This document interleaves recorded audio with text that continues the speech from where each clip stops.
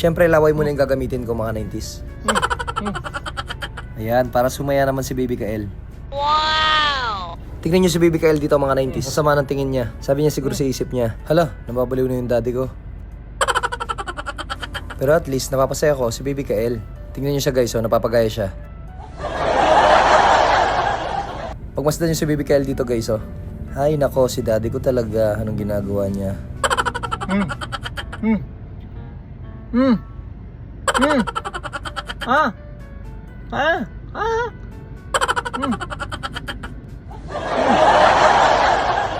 Parang pinagtatawanan lang ako ni Baby Kael. Ano daw mga pinaggagawa ko sa buhay ko. Mas isip bata pa ata ako kay Baby Kael.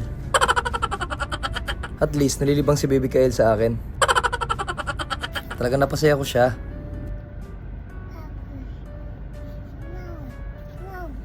More? O diba? Sabi daw ni Baby Kael, more pa daw more. Badang huli, nagustuhan niya na pala yung laway ko. Yan, last na lang to mga 90s.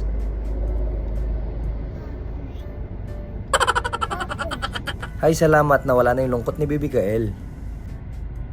Wow! Tignan niyo si Baby Kael dito mga 90s. Talagang pinagtitripan ako. Nag-i-smile ako. Mag-i-smile din siya.